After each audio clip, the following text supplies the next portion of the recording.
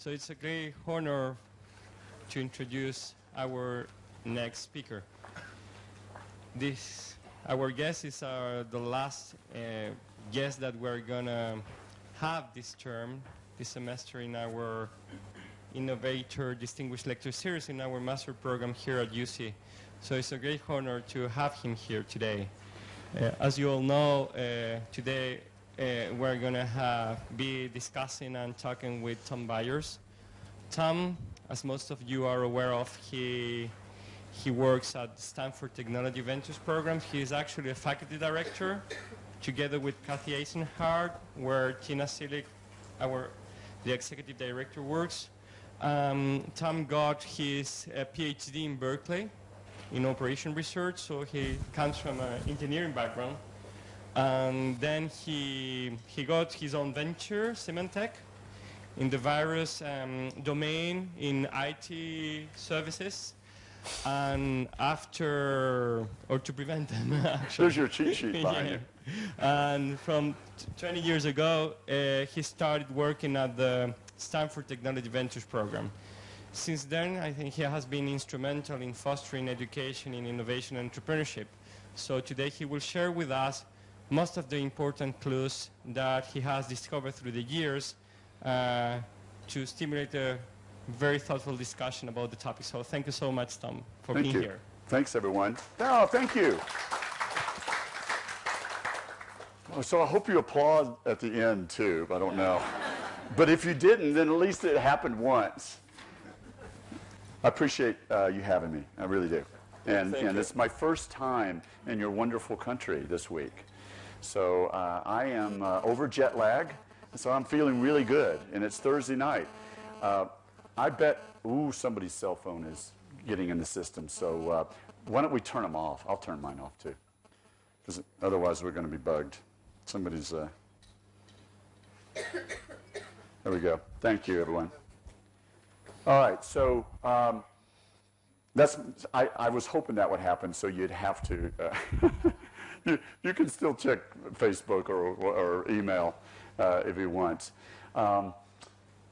So I am really lucky to be here with you right before you finish your third. For many of you are finishing your third semester, correct? And now all you have to do is do your thesis or that special semester. So what a joy to spend this one of the last sessions with you, and it makes me. I'm really glad because I think talking about entrepreneurship and innovation, I realize innovation is the title of your master's, but I'm an entrepreneurship educator. I come, and we can have some fun maybe defining entrepreneurship. I define it pretty broadly, but I also think it's a really nice thing to learn toward the end of a curriculum, whether it was taught at the undergraduate level or traditional graduate level, or in your case, the professional master's level. I am a professor from Stanford, and I'm in a department that you would call here industrial engineering. It's a similar department. And I was deputy chair or leader of that department for 10 years, so we developed similar master's programs to what you're involved in, both for executives like yourself. So I'm pretty familiar with what you've been through. Have you enjoyed it so far? Yeah, I can see. Your faces are all cheery. Either that or there was cocktail hour before I came. It looks like you're pretty, and he took me through the entire curriculum when I was here earlier, so it looks very exciting. Plus, I know you've met a number of my colleagues. I have the joy of organizing our curriculum not only for those students who are getting a degree, but also for the rest of the student body of Stanford who wants to learn a little bit about innovation and entrepreneurship. In other words, they're majoring in computer science or, chemical engineering or physics or something, and they want to know just something about, a little bit, just enough about the topic, whereas you, of course, dove all the way in to the pool. I want to apologize. I wish I could do this in Spanish, but my Spanish is not so good. I could do it in Italian because I got to live there last year, and I know this very close, but then everybody would be confused. So I will stay in English.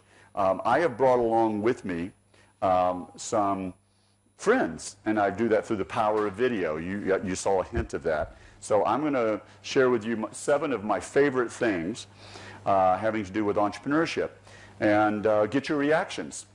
I do very little traditional publication, but one that I've had fun being involved in for the last 10 years is a textbook on technology and entrepreneurship. And when I say technology in this context, I'm talking about high-growth entrepreneurship.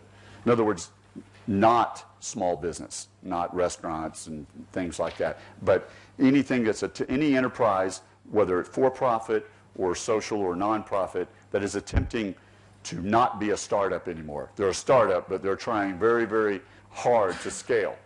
And so we just use the word technology as a proxy, as a substitute for high-growth venturing or high-growth enterprises.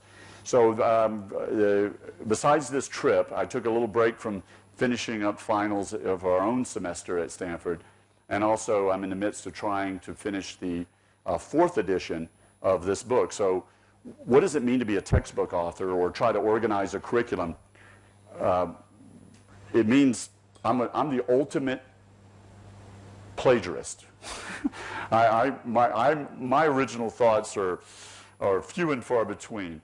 I try to package up and collect the great thoughts of folks like you. Did you meet Kathy Eisenhart over this year? Oh, yeah. So my office is, we share a wall. So she is a great thinker. Or maybe some of you met Tom Kosnick when he was here a couple weeks ago. Or, of course, we all worship in the church of Tina Seelig.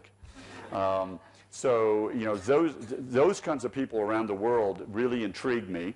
Also, the people who are actually doing this, that are creating the companies, also intrigue me. And so given where we are, and we tend to film, we have a seminar series like this, not with people like me, but we pull in, because of our physical location and proximity to and relationship with Silicon Valley, we grab a bunch of them and we film them and we put them on YouTube as well as our own site, and that's become very popular. Over 12 million downloads from this thing called Entrepreneurship Corner. So I'm going to use, maybe you've seen some videos from there, I'm going to use some of those that we're proud of in terms of what's happened in the last 10 years. So SCVP is about 20 faculty. We teach 36, we're on a quarter system, so that'd be 24 semester courses a year, 24. I teach a couple, but there are 2 or 3, but there's, I try to persuade folks like Kathy to do courses in this area and to hire some of the folks you'll see that work with us part-time. So I'm going to share with you my 7 favorite things from writing the book and just being involved in this thing called entrepreneurship and innovation education in the last 20 years of my life. I get up every morning thinking about it, so I'm really honored to get to share some thoughts. So tell me if you agree or if it connects with some of the things you've been learning and find interesting. I know you're all working in professional situations, and I appreciate that, but I think that this material is just as relevant to that as it is to a 20-year-old who thinks they're going to be the next Zuckerberg, and have a movie made about them. All right, so I think it does stretch very well to different stages of one's career. Even I consider myself an academic entrepreneur and trying to pull these pieces together in something that's coherent, not only for our students, but to also have these relationships around the world. We have this really, as you can tell, a very special relationship with UC, which we appreciate. All right, so first way, let's organize the 7. There's going to be a couple of questions having to do with this portion of entrepreneurship, the opportunity evaluation, recognition type thing. And then there's going to be 5 having to do with this, a couple with resources and financing, and I'm going to finish with 3 having to do with people. Because I'm sure in your organizations class, and almost everybody who's spoken here already, they were enthusiastic about how important teams and people are to any of these processes. Because without them, nothing really happens. So we'll start up there, and we'll just do kind of a clockwise cruise around to end with the folks and the people. But I had to choose something arbitrarily to show you, because this is a lot more fun to look at than this. There they are, the big seven. They're posed in questions.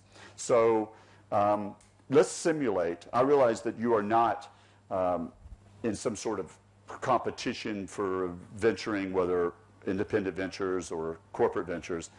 But did you have a project at all during the last year and a half? Where you did some team projects? But within the courses themselves?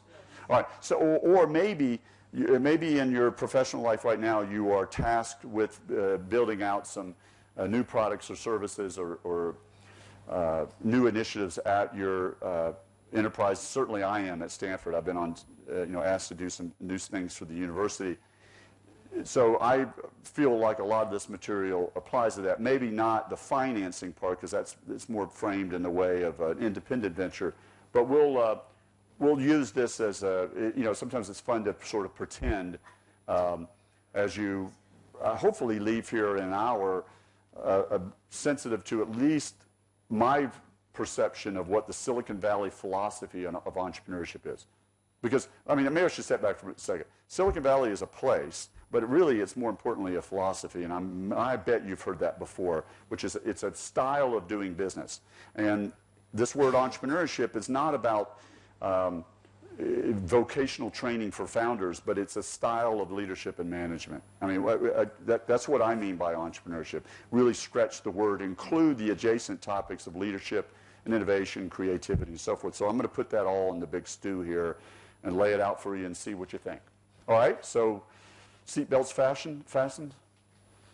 Okay, no smoking, sorry, on this flight. But otherwise, you can do anything you want. You can stand up and stretch, or you can stop me anytime you want, and we'll chat about what's on your mind, all right? Okay, party bus is leaving. All right, so let's really get basic. And I hope in a way you feel seems really simple, because that's what I like. I like trying to take a very chaotic and complex subject, and I'll never stop with entrepreneurship and innovation, and look for an elegant way of discussing it. Maybe it's too simple for you, but I'm not smart enough to make it complicated, because it already is complicated. So I like trying to make it simple and digestible and understandable, because it is a subject that is popular with everybody in the planet. Even politicians use the word E-word, and they all agree, even if they're on one side or the other side. Even politicians love it. You notice that? There was this guy that ran against Barack Obama for the President of the United States. His name was Mitt Romney. I don't know if you remember him, but it was a couple of I forgot what his name. Somebody today told me his name. And he agreed. He and Barack Obama, they did not agree on anything. Philosophy of government, education, environment, whatever. But when it comes to entrepreneurship, oh yeah. So take all the great leaders of religion in the world. Oh my gosh. I teach in the UAE occasionally, in Abu Dhabi. Oh my gosh, all in entrepreneurship. And you compare that to, every other religion around the world. And of course, in business, all shapes and sizes of business. It's not the World Economic Forum anymore in Davos. They even consider changing their name to the World Entrepreneurship Forum. I'm not kidding. So it's a word and a subject that is so passionate to people. So it's pretty important to kind of break it down and try to understand it. And I'm glad that you are interested in that and have been so you took got a master's in innovation. So first question: why is your venture, and I'm just saying you, but why is a venture an opportunity? And this is where I'm just going to stop, take a break, and share a video from one of our good friends. You've heard of Twitter, I'm sure. You've maybe heard of Square, which is another project that has just as potential to be just as big, and I'll let you Google that in retail. But Jack is potentially the next Steve Jobs.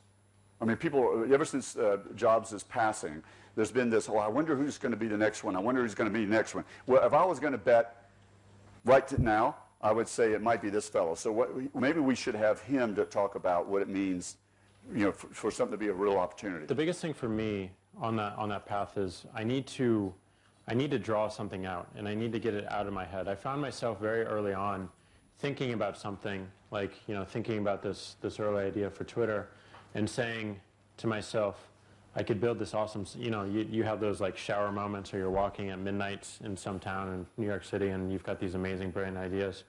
And then you start thinking, well, I could really start doing this if only X, and if I had this person, or if this technology existed, or if this happened or this happened. And what I realized I was doing is I constantly making excuses for not working on it. And then the window had passed, and then I couldn't do anything. So I think it's really, really important to write it out, or to draw it out, or to code it. But you need to get it out of your head. And the reason you have to get it out of your head is you need to be able to see it on a surface that is not in your mind. And once you can see it, and once you can step back from it, then you can also decide, this passes my filter, passes my, constraints, so maybe I can show it and share it with some other people. And then they'll be like, that's the stupidest idea ever. Or, that's somewhat interesting, but maybe this and this and this. So the sooner you can do that, then you have a lot of momentum around it, and you can, really decide if you want to commit to it and work on it more, or put it on the shelf for a later date. And the realization that I think everyone needs to have about that latter option, putting it on the shelf, is that you can come back to it. And it'll surface back up in another piece of work or another idea at some point in your life. So, having that ability to close off a chapter and move on is really, really important. You can't have all these open threads, and that's what I realized I was doing. And that also encouraged me to really write more, and to really think about, what is the story? How are people coming to this? And like when I show my friends this, how are they going to react? And I would write it down. I would actually treat it like a play. And when I realized that I was writing plays, I read a lot more plays for style and for substance and for technique. And I think it's really good. And I think there's another company that I've always looked towards for inspiration. And I know a number of people in this room probably have this similar company in mind, which is Apple. Apple, I think, is run like a theater company. It has a great sense of pacing, has a great sense of story, and has a great sense of execution. And it's all event-driven. It's all stage-driven. The stage being a billboard, or the stage being a keynote, or the stage being a product launch. All of it has a very, very cohesive end-to-end story. I mean, you think about what happened when Steve Jobs came back to the company. The first thing he did is he killed every product line the company was working on. And for two years, they had no product on the market whatsoever. All they had were a bunch of posters all around the world with Steve's heroes. And it said, think different. And it was just focused on bringing up the brand and making people aware of the brand again, and how the brand is aligning to this particular feeling and story. And then they came out with the iMac, and then built iTunes, and then the iPod, and they realized that, wait a minute, people are carrying music on their phones now, so we better build a phone, an iPhone. And so this unfolding of the plot and the epic story has been very, very interesting to watch, especially if you look back, to that time when he came back to the company. So I've learned a lot from that company and other companies who operate in a similar fashion. So that video really inspires me. I hope it does you. That think in terms of an epic story, of a play. I dare you to go to work tomorrow and say, we're a theater company. We're going to put a play on. That might work if you back it up with something like the following. Just say, hey, gang, why, even your current employer, or something you may dream to get involved with, you say, why do we exist? What's the purpose of our organization other than make money for our shareholders and that sort of thing and have a job. And so I think combining what Jack said about a story with one of the big issues of the century is worth a try. It's worth a try. Clearly, I am satisfied, with hanging out over here. I mean, human health and education. I just sort of combine those two. Where do you want to be? What do you want to leave as your legacy besides your children? What is it? Is it something to do with environmental and sustainability? Is it something to do with security and economic stability? Is it something to do with, certainly I come from a region where there's a lot of kids that are excited, young people are excited about digital infrastructure, that where are we going to go from here with the internet and everything else? What will be the next big thing in digital infrastructure? I can tell you, visiting Santiago, there's some physical infrastructure issues here. I got stuck in a traffic jam last night. It made me feel like I was in Los Angeles. That's an opportunity to me, not a problem. And so what is it going to be? And that starts to frame the play. So to me, going from an idea to an opportunity is saying, okay, where are we playing in the big issues that are pulling us forward into this century? All you got to do, don't have to look very far to find some. There's another way to look at it, and that's something, for those of you who are even close to being involved with a technology company or a company where science and technology strategy plays a big role in the products and services. That certainly was my history, and it's fun sometimes to step back and say, well, it's really waves of technology, and we're in I don't know, this is from the last edition of the textbook. We grabbed something that's a little dated now, but those are some potential waves there on the right. But this is mostly meant to mean they just keep coming. I work at a university, and you've met my colleagues, that we exist because of this wave. Stanford was a person. It was actually a married couple. Their son died in Florence, of all places. He was governor of California and senator, and also head of one of the head of the railroad companies when that was the internet of the time, connecting this coast of the United States with the other coast. So Stanford's son dies, they start a university. Around the same time as Cattolica, which is really wild, about the same exact year. So that's the history of my university. I got lucky, when I got out of school and wanted to be an entrepreneur, that I fell into, involved with some of the folks that got Symantec underway. And we had this wind in our back. So it's really easier to do venturing when there's a strong wave or wind, to mix metaphors, behind you, instead of trying to head into the wind or swim into the wave. So we'll see what it is now, but it's always the people who tell these epic stories tend to understand where they fall. So that's all kind of macro issues having to do with opportunity. If you'll oblige me, we got enough time. I'm going to play like the micro and see if hopefully this feels familiar to some of the things that you've learned over the last year and a half. There's nobody I enjoy more hearing about how to evaluate an opportunity on a micro level than a pretty famous fellow, a friend of ours that started Netscape and the browser revolution. He's now a very good venture capitalist. His name is Mark Andreessen. So let's hear from Mark about what it's all good to have these big themes. Oh my God, it's all good, but let's see about the micro. So the general criteria for a successful high-tech startup, in my view, you see different sort of rules of thumb from different people, but the three big things you always come back to are, is there a big market? And by the way, that comes in two parts. Is there a big existing market that you think you can go after and sort of displace incumbents, or do you believe there will be a new market that will be big? So big market. Is there a fundamental technology or economic change that causes you to basically justify having a new company? And that's really important. And the way I always think about that is there a 10x change happening in the technology landscape? Is something 10x faster or 10x cheaper or 10x better? And if it's not 10x, we view as both VCs and entrepreneurs, we really have to ask ourselves, is it really worth doing? Because it's really hard. I mean, it's really hard to start new companies.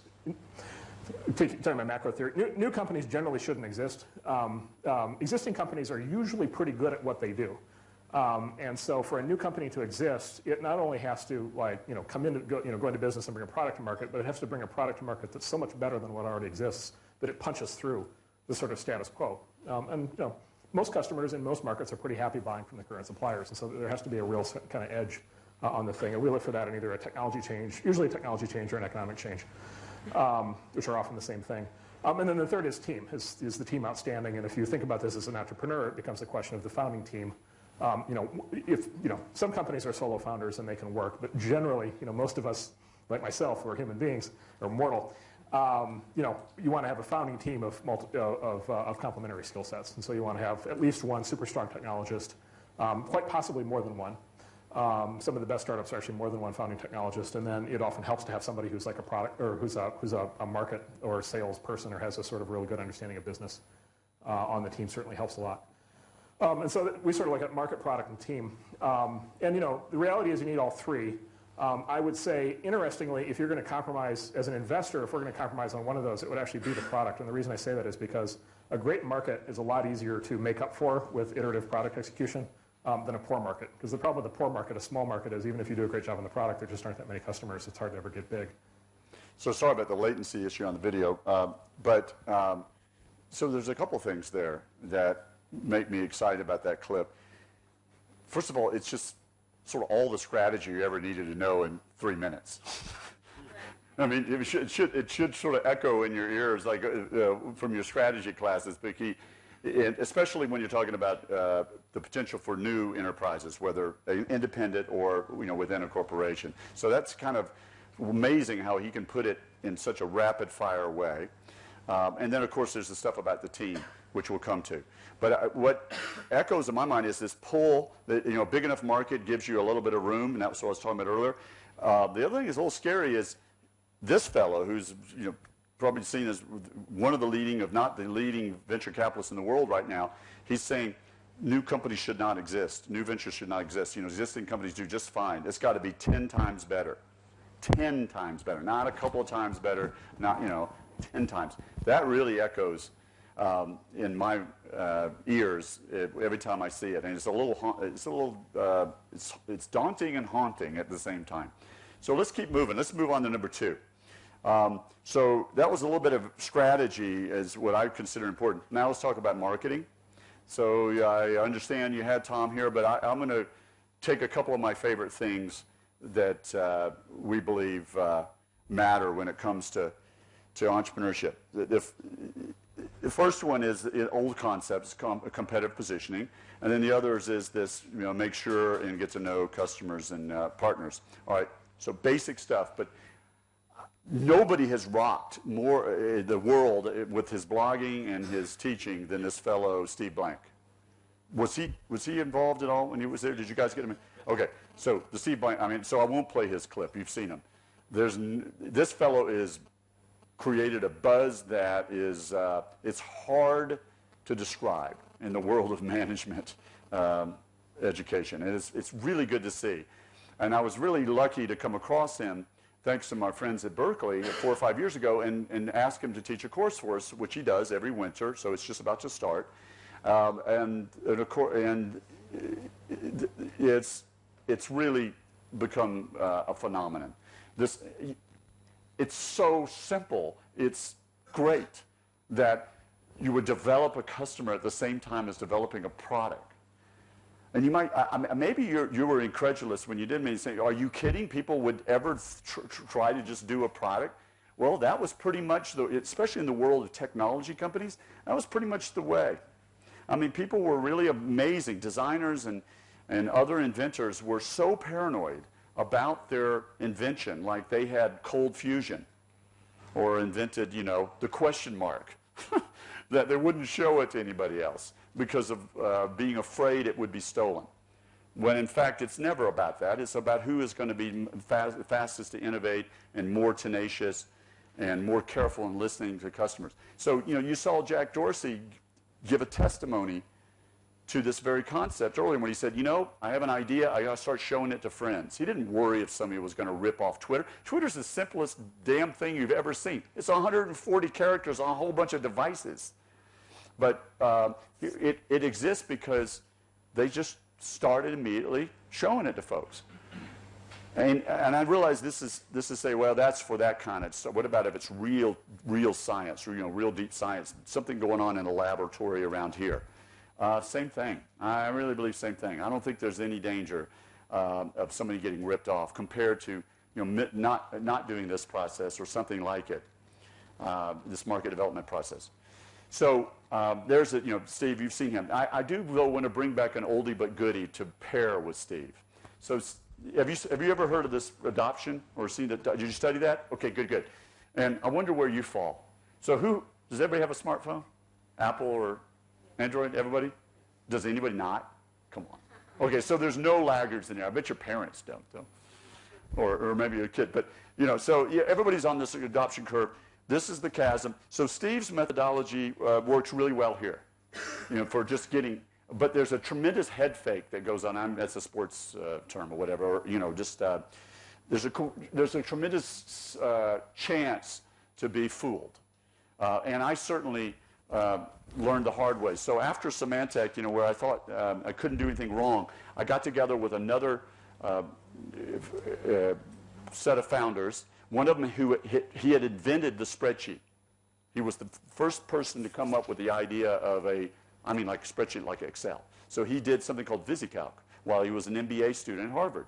And we hooked up and we said, okay, we're going to do software like spreadsheets and stuff like that, day timers, you know, calendars for these tablet computers or handheld pen computers, they were called. It wasn't necessarily that this was the pen, it was going to be a pen. So we were going to do this. The problem is it was 20 years ago. Actually, it was 22 years ago. I know. And it was very painful because we had a lot of good software that was great to demo. I could come in here and just blow you away about what the future was going to be, but the hardware sucked. That's a technical term. Is that okay? Does that translate? Yeah, the hardware sucked. And so, you know, battery life and recognition of your finger or pen, all this, you know, all that we take for granted now. So we were way too far ahead. Sometimes you can be too far ahead of that wave, and you go. But there was just enough to where we had some customers. We actually were practicing Steve's methodology early on. So we got really excited, raised a whole bunch more money, and we lost it all because we fell in the chasm here. The only one that made it across the chasm was our good friends at something called Palm. And they were the ones that stayed. They actually just said, well, we're going to build the hardware and the software and put it all together because it's just too weird to be trying to rely on other people. So good for them. You know, Jeff and Donna at Palm got across the chasm because they got real focused. So the way to get to the promised, you know, land over here of majority use. This is where the money is, by the way. This is a little bit of money, just enough to raise some more money. But then you hit the chasm, and you know we're in a fighter jet right into the chasm where other folks made it across. So, how does that happen? And I think the in this book, Crossing the Chasm with Jeff Moore, is still got legs. It's still worthy of knowing. And the number one thing in there is just make sure to have an authentic and sincere elevator pitch. You know the term, elevator, you know, that's short. It's just a quick description of the strategy. You can call it marketing or something else. Hey there, bud. Welcome. So let's, nobody describes this better than another good writer and thinker named Guy Kawasaki, who was there early days at Apple, and he's got a bunch of books. His latest one is Enchantment, which is very, very good. But this is somewhat of a dated clip, but I can't stand how good it is because it just seems universal and will be around forever. So let's hear from him. I hope this is going to be loud enough because that last one, we'll have to check, and hopefully we may need to crank it a little more. Let's see.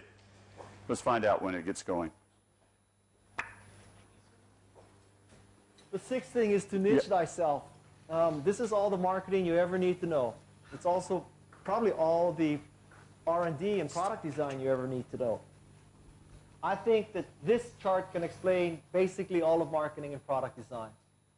On the vertical axis is the ability to produce a unique product or service. On the horizontal axis is the value of that service or product to the customer. As you might suspect, this is going to be a 2x2. And as you might suspect, you're going to want to be high and to the right. But let's go through the other corners first. The first corner is where you provide something of great value to the customer, but there are 10 other competitors doing it.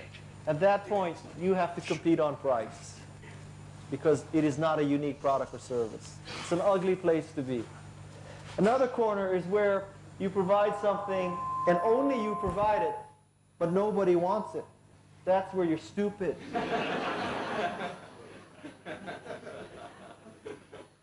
In lower and to the left is the absolute worst corner. That's where you provide something that nobody cares about, and there are 10 ways to get it, and that's over here. That means you're a .com company.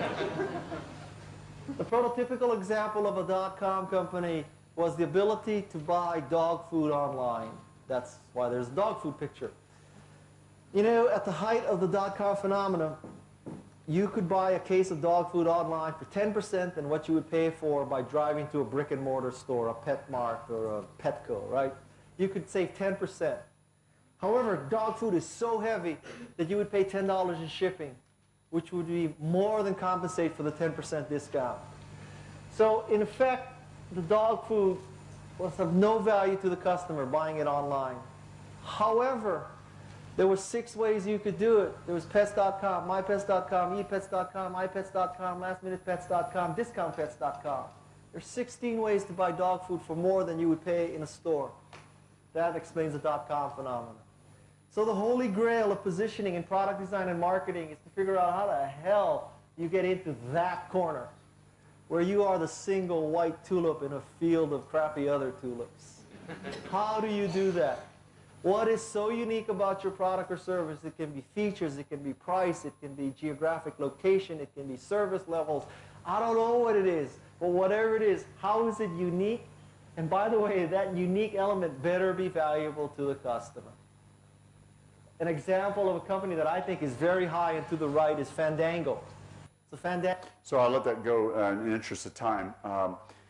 So think about this, something that you're involved in. What is high and to the right? I'm not talking about when you were at college. I'm talking about, wow, this is really sensitive now. So when we turn this down, but actually it's good. I'll just keep lowering it, Pedro. Yeah, so I'd rather have, that's better? I just don't want to get to feedback. Pretty soon I'll have it on my foot. So let me see if we can come up with some. This is another way of, I'm an engineer, so I got to love the x-axis. Value to the customer. Why should anybody care or give a crap, And why are we going to kick butt? Why are we going to be better than anybody else? So I can tell my stories, but what about this? When we take a little, why don't I hang or stop for a minute and pause? Does anybody have a story of a product or a company that is way out on the x-axis, delivering good value, but they're the best at it? Meaning there's a reason why a lot of people care to have such a thing, but they are delivering it better than anyone else. Tell me, I want to learn about Chile. Yeah, okay, but somebody, all right, in Chile, though. Yeah, Chile. Is there something here that, it could be in anything, it's consumer or business sectors? Oh, there's something.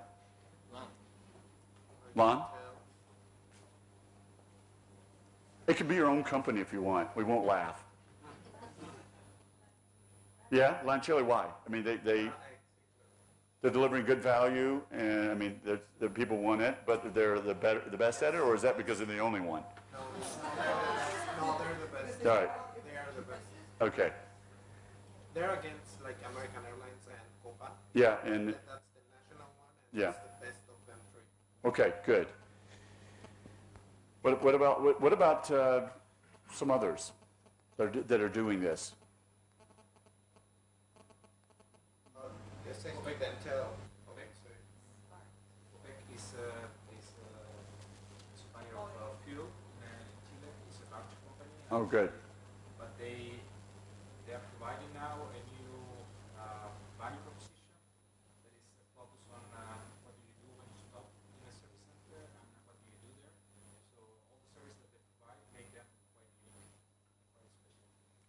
Good. Well, it's a lot of fun to develop just a simple positioning statement like this for whatever product or service you're working on at the company. And this template comes from Jeff Moore's book, and I do it a lot in my courses. And I don't care what level, undergraduate to professional level like yourself. And we had more time, we would just start developing right now and pair you up and say, okay, take something from your company and develop this. This is a electric car that's making good news in California, because it started by the same fellow who started that space company, Elon Musk, and it's just really interesting that his first, now he's got a sedan, but the first one was going right at Ferraris and Porsches. I'm sure you all have Ferraris and Porsches, right? So now you have an alternative. And so that's purely electric. So it's an interesting exercise to do, but it really is the beginning of focusing in on specific segments and getting across the chasm, if it's a disruptive kind of product or service. So let's keep rolling. It's pretty hard to avoid this, as we mentioned earlier, the whole movement around when somebody's is talking about entrepreneurship, they say now, okay, the lean startup. All right, that is a very popular phrase right now. So I'm going to give you my opinion about it, and respectfully, you can like it or we can debate about it. So having studied this for so long, it's really another way of saying, what are you going to do in the ring of fire? There is so much risk when you're trying something new, whether independent or within an existing enterprise, that in communicating what they're up to, the more impressive entrepreneurs for me are able to identify what the risk is, the main hypothesis that they're testing right now, and the way they're using their cash. So since cash is the blood pressure of a venture, no cash, no blood pressure, no venture. So they're just really good at, yes, having that big story to tell, like Dorsey was talking about, and catching waves or being part of a big pull. But they're also really good at saying, we are frugal. We are very careful with the way we're deploying this incredible, expensive, and limited resource known as cash. They know exactly how many pesos they have, or dollars in my case. They know exactly how many at any given time. One way to tell the difference between, say, one of the leaders of, if you're working in a large organization, and one of the way a startup leadership team is large organizations. I mean, I don't know. I couldn't tell you how much Stanford has in cash, and you might know. You probably have to, not know what Católica has in its balance sheet on just working cash, working capital. But I will meet an entrepreneur team, and they will know. They know that blood pressure has to keep pumping. So they also go. The better ones also say, well, this year, 2013, we've got to spend it here, most of it here. The other risks are there for sure, but this one's our most important one. Or we're really lacking a key component of our team, and we have to spend our money finding and recruiting the very, very best talent there. They're very good about taking this ring of fire, and the white hot risk is what I mean by that. Like you have a poker for a fireplace, taking that and addressing that. So there's how much cash you have, and as a segue, so if the lean startup model says be very, very careful with cash, which is great entrepreneurial minds have always been that way, then so what's sort of new now? And this will be certainly a review, but I wanted to give it 2 thumbs up. Let's first of all do sources of capital. This is a complicated slide in a lot of ways, but it's not. It just says various sources of capital. Some provide a decreasing type of return. Others are at a certain stage, appropriate for a certain stage of a new venture. So let's, for example, just talk about something that's brand new, that's really at the idea stage. FFF, do you have any idea what that means? It's not Ferrari or fashion. It's friends and families and fools. Maybe you've been a fool. Maybe you've invested in some, so good for you. And then angels. Cristobal's here, and he last night led this Jump Chile, which was this amazing experience to see, where some of that funding came from the government, right, as well as private sector? Private sector. All private sector. Okay, I stand corrected. Okay, so sometimes government. So that would be more or less strategic partners, which they put money into that competition, the Jump competition, which was awesome. If we had some time, maybe you would like to debrief people. There's traditional venture capital, which I know is just beginning to take root in this country, but it will. If this country keeps doing, it's like crazy here in entrepreneurship, and that's one of the reasons we like being involved. If the revolution continues, like you were telling me last night, it's a revolution, venture capital will come here. Oh, I mean, it doesn't come first. It comes after there's some proven returns, and they'll just go, holy, we got to go, you know, and they'll be, you'll see all the big names show up here, just like they did in China, 10 years ago. So that will come if everything else gets into place. And then, of course, banks eventually kind of get into the game, and maybe even public offerings or even secondary markets. So what's important to this is every one of you can learn the pros and cons or advantages or disadvantages of each one of these sources of capital. It can be learned. It's not rocket science, but they do have pluses and minuses associated with each one and social networks associated with each one. And it's something good to know, whether you are going to be directly involved in entrepreneurship innovation or whether you're going to be on the periphery. Because say you're working in a large company, you're going to do partnering with a startup and knowing what they're doing and knowing what they're facing in terms of raising capital makes you a much smarter negotiator, to make sure it's a win-win situation between you at the established company doing business with a startup, which is always fun to do because they're pretty creative, as you know. I mean, you do want to find startups that are good partners. I certainly would if I would, I do it already at Stanford. We don't just partner with other universities that are, similar to us, like Cattolica. We partner with, innovators. I mean, small innovators, because we're trying to avoid, that thing you learn, innovator's dilemma, in anything you do. So understanding how they're getting financed is worth knowing. So with that said, you've seen this rap before that, it used to be, believe it or not, it used to be that entrepreneurship was absolutely just meant write a business plan. That is passé right now. So much so that you ran Jump Chile with nothing about, but really a business model contest and putting their hands around this. Before we just, all jump up and down about the Canvas stuff, let me just step back for a minute, and I want to share a video of a fellow that takes a slightly different take on it. And I know you've probably heard about the Osterwalder Canvas, but I want to share a slightly different concept. So this is a fellow named Randy Komisar. He wrote a book called Getting to Plan B, and I'll let him describe it, and I'll give you a little color commentary. He is a venture capitalist at Kleiner Perkins. I want to recognize the fact that your new book that just came out with John Mullins, Getting to Plan B. Yeah. Now, the interesting thing about that book is that the assumption is that all business plans are really Plan A, and it's very unlikely that they're going to succeed. So are all business plans a work of fiction? It's interesting. I want to take one step back on John Mullins because John Mullins was brought to me by Tom Byers.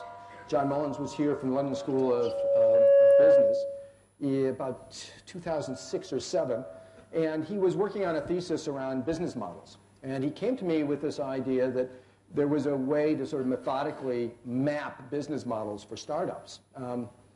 And I doubted that. And so we ended up in a debate, and the debate became this Plan B phenomenon, which fundamentally was around the notion of, could you actually build a business plan before there was a product? Could you build a business plan before there was a customer? And in my experience, that didn't work very well.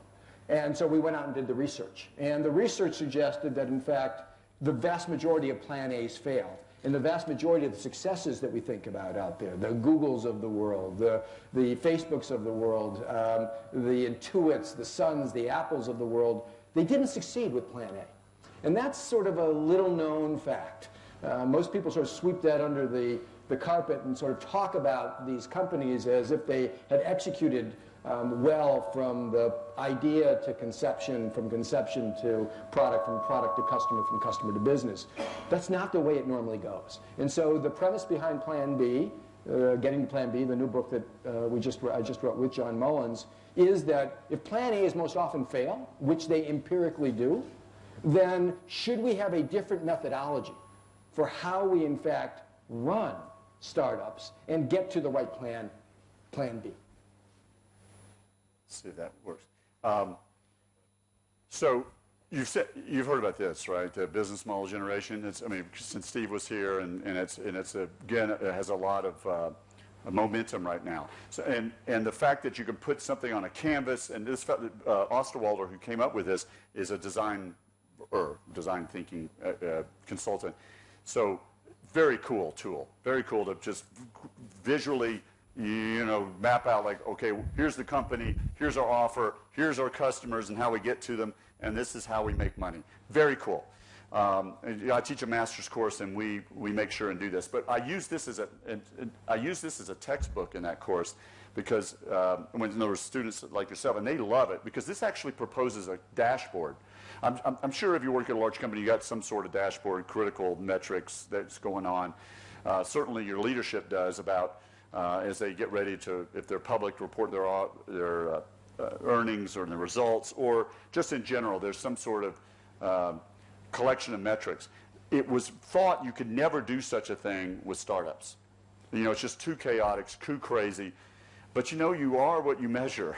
And I really got to hand it to Randy and John Mullins to put together this book, which is a specific methodology on what to measure in startups.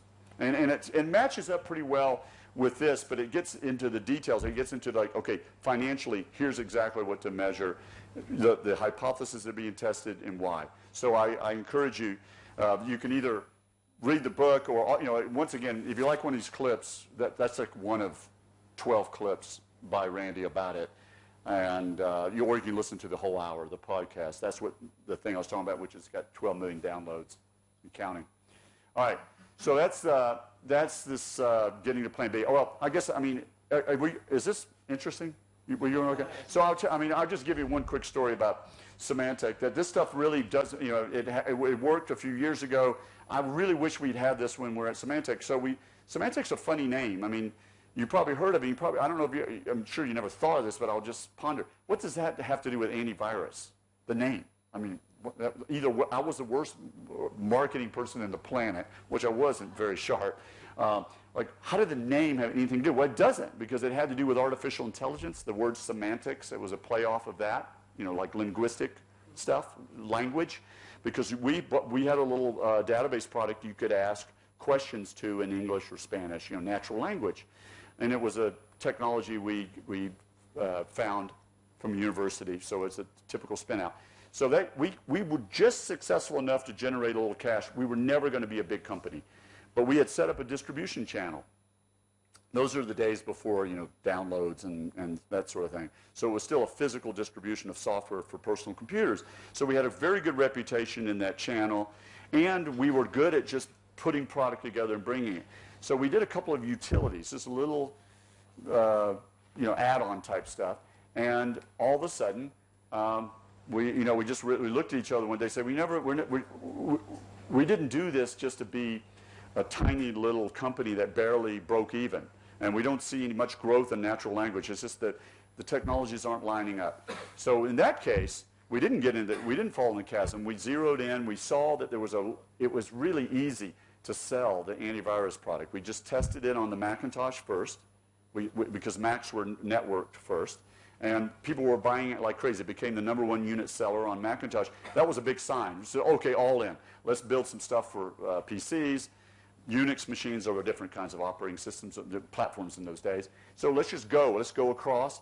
And then, we tried to buy. Here's a good story. Have you heard about this guy McAfee? Oh, Jesus. I had to go visit him and say, we'd like to buy you. And he was smoking a joint.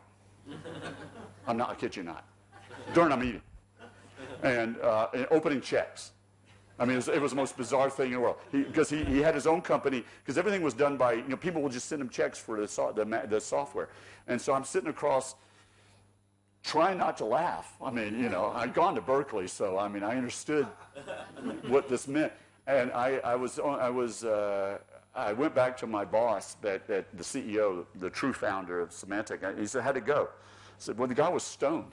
And he was opening checks all the time, and he said, he told me to get lost. So I just exchanged emails with that founding CEO who's now retired saying, can you imagine we would be sending him royalty checks? I mean, Symantec would be sending a guy in royalty checks in jail, So McAfee was always a little crazy. So it wasn't any surprise to us who knew him at the time. But we ended up buying another company called Norton that was doing a bunch of stuff. And so it just snowballed from there. So it was plan B or C. It was not plan A. None of the big Silicon Valley success stories I can think of did anything, it was ever their first plan. So it's just like if you like change, then this is something to do, is innovate. If change scares you, this is probably not the right thing to do in life. I would do something else. Because I don't see that, certainly for the generation of young people who are starting companies, I don't see that changing at all, nor for, as we build things out together in the future. So there you have it. There's my story, my McAfee story. All right, so let's just finish strong on the team. Do not smoke pot. Just kidding. Even though these people look like they're on pot. So have you seen this on the internet? Yeah. Do you know who it is? Yeah. It's my generation. So the company that truly kicked it during my time in software was Microsoft. And there's Bill Gates on the left. One of the co-founders for the fellow and me for the Slate stuff is in this picture. Because they left Microsoft and joined us. Sadly, they should have stayed at Microsoft. But even if Bill was here, I know you've seen this now consistently over and over. People say it's the team, and it is what does this mean for you? Well, like, what did you learn during this master's program about that? My attitude is, forget the strategy, forget the finance, forget all the other courses. I hope that 5 years from now you look back and say, oh man, it was about the team dynamics, or whatever you want to call it, organizational development, that I learned from that program. I got to step outside of my life, my professional life, because it gets kind of lip service in organizations. I mean, I hope this master's program made you time to stop and go, okay, why is it, whether it's in sports or in business or what have you, why is it that sometimes just teams blow away the competition when in fact they don't have the all-stars? They're actually, but they've come together and integrated. So there's nothing more exemplary of that than I believe these kinds of high-growth enterprises. So I want to show you a 25-year-old. This woman blows me away. She's 25 years old, started a biotech or medical technology company. 25 years old. Everybody there is like double her age. So let's have her talk about this. No, it's not. And leaving. Let's try this again. Let's reload. Okay, there we go. Had to unmute that. I went through the process in leaving Stanford of raising money and building a team. Building a team being the most fundamental piece of what we do. This company is only as good as its people, and we've been fortunate to identify really good technology leadership from a number of different disciplines. One of the things that's unique and was challenging about building our organization is that there's so many different technologies that we integrate into this home lab, if you will, that we had to pull chemists and software engineers and biomathematicians and get them to all work together in a constructive way, which is not as simple as you might think. We also had to pick people who were the kind of investors who could really share our long-term vision. I was fortunate to find those people, and in my mind, the most important thing in starting a new company is to be able to find people who can stand by you to achieve the ultimate goal with building the business. There's a lot of companies that are set up to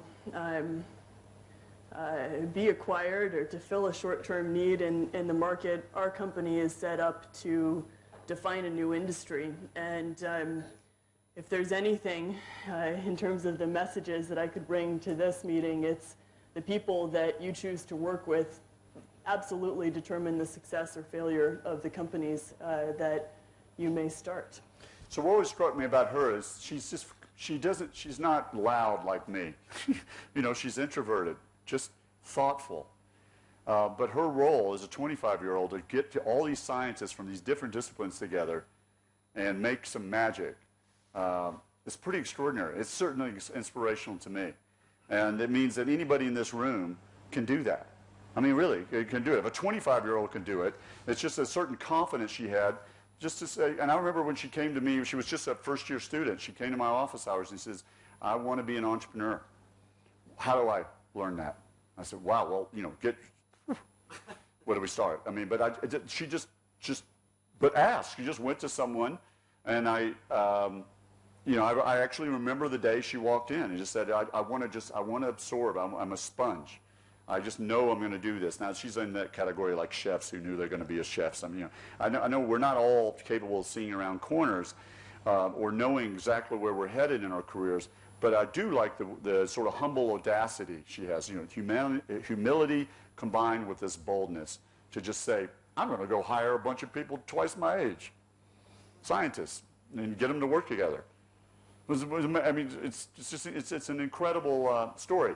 So I like this equation. Here's another, you know, I'm an engineer, so I got to love equations. So it's from a friend at Berkeley and the faculty, and it says, you know, this teamwork stuff is all cute, and certainly creativity stuff is fun. I mean, Leticia and Tina's course and all that. I love going to sit in on their courses. But what is it for? Like, if you were sitting down with one of your finance people at your company and saying, we should spend some more time on teamwork, or we should spend some more time on our creative process, are they going to look at you like you're McAfee? No, it's a joke. They're going to look at you like you lost your mind. So the argument is, whoa, aren't we all after innovation? Which is, you know, this is for sure, I know you believe that. And innovation it's been proven, that does produce bottom line return on investment results. So it is a function of both of these. If you have good teamwork and no creativity, forget about it. If you have creativity and no teamwork, forget about it. It's got to be the logical and, the union of these two things. And by that will help justify the kind of effort, if you believe this, that could take place in any kind of company. Certainly startups, it's absolutely fundamental. All right, so now I'm going to flip it. Now that this is only one of your last classes, let's put a mirror up. It's time to be self-aware. Just don't, I mean, I'll do it too. I mean, I'll promise you, I'll go back to the hotel and write this down. What skills, I mean, have you learned? That's really great and sharpened, but what do you still have to work on? And there's no game crazier than the entrepreneurial game or the innovation game. So it's a good way to expose what you need to work on. You've seen this probably. I've renamed it. It's, you know, T-shaped people. T is for Tina. I'm officially saying T is for Tina Seelig. It just hit me the other day. So you know, be good at something, really know something at a deep level. I just liked computer science, so I would be, you know, I'd stitch together personal computers by hand, and I learned how to write code to, you know, at a very basic level. I don't know, whatever turns you on, makes you get up on a Sunday morning, and rather than playing with the kids or reading the newspaper, you'd just rather do that. So that's pretty much, you found your discipline. I mean, just keep at it, you know, because there's no excuse now not to learn everything about it. It's just that I hope that this Master of Innovation means it's just the start, that you'll continue to learn and continue to develop T-shaped people. Because I bet when you're doing hiring, in the back of your mind, you're doing a little bit of filtering for that. You're saying, okay, this is a person who's going to fulfill this discipline, but they just seem well-rounded. I'm not going to have issues about turf wars with them or not invented here or whatever phrase you use. This looks like somebody who will always look at, in a meeting, they will step inside the body of the other person, whatever it is. If they're in R&D, it's the salespeople, or if they're, in finance, it's the marketing people. And they'll be able to look at issues and resolve them in a win-win kind of way. And it's because frankly, they're T-shaped. So we as professors, this is what we're after with these big universities that try to change around. And this is what makes this Master of Innovation kind of special. Because you're essentially, you're trying to create T-shaped people. So every one of us, Cristobal or you, we would write down what we hoped you learn in these courses. This is my list when I'm working with my students of any level. There's the basics of business, even if they're an engineering student. There's interpersonal communication stuff, including teamwork, and my favorite one here. This is the ugliest green ever, but this green one here, persuasion and influence. What's another word for persuasion and influence?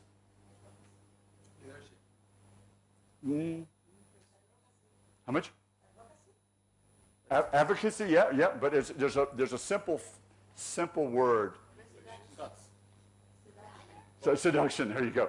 Yeah, selling. Yes, sales and not being. This cracks me up about startups, at least in California and some other areas. There's no vice president of sales because for that generation, sales has a bad connotation. They call themselves vice president of business development. I said, so what do you really do? Sell. So why don't you call yourself vice president of sales? Oh, that's not cool. I can't tell my girlfriend or boyfriend I'm a vice president of sales. I mean, business development. So it's just persuasion and influence. And so it can be taught. Many of you already know this because you've been in sales, right? And you came to this program. Otherwise, that might be something to work on because it's all about selling at the end of the day. And then moving up the stack here, let's get up to the sort of interesting ones. That's the strategic thinking skills. I hope that you've learned a great deal from Tina and Letitia's class in creativity. I certainly do. And she's going to be back next week. Is she working with you guys, or that's it? This is it?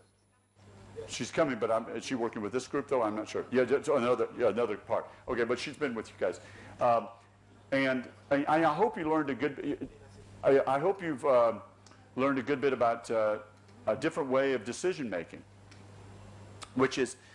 Having been trained when I was trained as a classic engineer, and maybe some of you were as well, or scientists. We always wanted to know all the data before we made a decision. But what was really nice of learning about entrepreneurship, which I more or less learned on the job, but we can actually teach this, and I hope you learned to learn this program, was, well, you don't have to have all the information. Making decisions under uncertainty. And there's great decision theory stuff around decision trees and so forth. I come from that kind of department. So decision analysis is nice, but you can also just have an entrepreneurial mind, which is, okay, how do I stage these decisions? How can I, if I'm trying to get to, there's lots of mountain or sailing, whatever. When you're sailing, you don't sail straight there. You go this way, you go this way, you go with the wind. You tack to the point. So you stage the decision to get to the point with your sailboat. So it's the same thing in decisions. It's just go ahead and make a decision. Ask for forgiveness, not permission. And I hope that's your own mantra, but I hope that's what you're teaching your young people. That's the entrepreneurial mindset, which is go ahead, just make a decision. Making no decision is not good, and I will protect you as best I can, in case it's something that needs to change. So anyway, those are the thoughts. There's a video by Tina, but you've seen her enough talking about something similar. So let me finish if I can, and then we'll just do comments and questions and celebration. Okay, so I want you to imagine yourself. Now I know you've got one more semester, but I want you to think out 5 or 10 years. I'm not going to ask you where you see yourself in 5 or 10 years. You're going to ask yourself that. You're going to say, what if I caught either in some professional way, what if I caught a wave and just went for it, went for something really big, really game changer? I mean, this country is poised to support that. They're eager to do it. It's clear.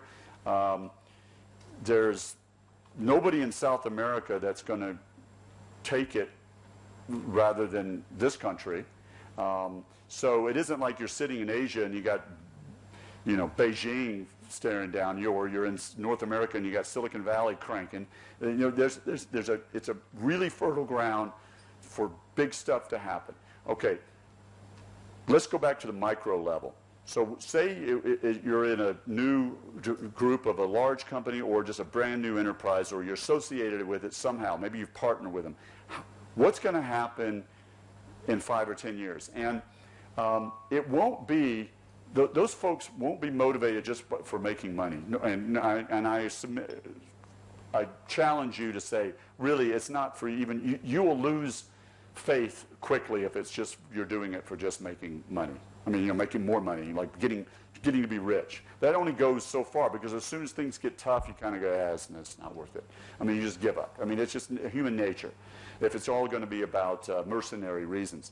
But if it's more of just to borrow, I mean, respectfully, if it's more missionary or more purposeful driven, and that's what I mean by meaningful, making meaningful, then that is this way to scale whatever the purpose, the big vision is. And that sort of wraps around to Jack Dorsey talking about, okay, tell us epic story. Apple told us, Apple gets up there and tells epic story, and we just throw money their way. They have more money than most countries in the world, because we've just been throwing money Apple's way, because they get up, tell us a story, and deliver real, great value. So how could that? And this is your semi-graduation challenge, a speech. What could that be for you? So I can't think of anybody more appropriate to talk about this than Mark Zuckerberg's partner. So you saw the movie, The Social Network, that most of you see, that. So he's at Harvard, and he came up, all that stuff, and it's really good and dramatic. Pretty much, the movie is pretty true. And he moves to Palo Alto, just about, I live right between my house and the campus. So I remember the place they move into, above a Starbucks, of course. And he burns through business partners every few months. So, there was the movie and there was all that conflict. It just kept happening. Even when he got some great venture capitalists helping, the venture capitalists were pulling their hair out, because every few months he would just burn through. And so it was never going to make it without a partner. And so this is his partner that joined, she joined from Google about 3 or 4 years ago, and obviously has stuck. And together they are, obviously making history. So let's hear from Cheryl. Whoops, sorry about that. Make sure. All right, good. And really it's wonderful stuff. But have you ever heard of these books, Good to Great, Built to Last, so forth? It's by Jim Collins. There's a lot of the stuff she's talking about is really based in books by this fellow named Jim Collins. And I'll make sure you get the PDFs of this, because I did a lot of referencing. So there's a lot of talk about how to run organizations. And people who are smart about this separate out management and leadership. And they talk about management as things like the science of administering a business. And it has this very best practices kind of theme to it, and I hate those terms. I can hate them because I was a consultant. So I always make fun of consultants and business school students because I was both. But it has that very consulting, but it really is the kind of 1 + 1 = 2. If I do this, the company does this. If I do this, the company does that. It's a science. And then there's this leadership thing, and this leadership thing always has this kind of more art or more magical idea towards it. And what it is, I think, it's the art of administering a business so that the art of accomplishing more than the science of management teaches you is possible. With management and with authority and with, structures all businesses and organizations have, you can get people to do things. You work for me, I ask you to do A, you're likely to do A. But while you can get compliance, you can't get passion. You can't get true excitement. That's what leadership is. Leadership is helping people or finding a way to convince a group of people that are working together on something, or in some cases aren't working very well together, to follow what the mission is, what you want, to follow whatever it is with true enthusiasm. And it is that enthusiasm which transcends science, which makes it seem like 1 + 1 = 3, not 2. So people talk a lot about, well, how do you get there? How do you be a great leader? And I think it's a lot of things, and I don't pretend to have the answer. But it's a bunch of things about who you are as a person. People follow people they respect and trust. If you don't have respect and trust, you don't have any hope of being a great leader. Some of the stuff are skills you can learn. People look at people who are great speakers, who are really convincing orators, and they say, wow, I want to follow that person. People who can tell great stories, great narratives. But when you take all the personal stuff aside, there's something else that's really important to great leadership, which is the purpose of the leadership. And that's what I mean by scaling a vision. That you can lead all day long, but if you're leading people to, make soap, that's important.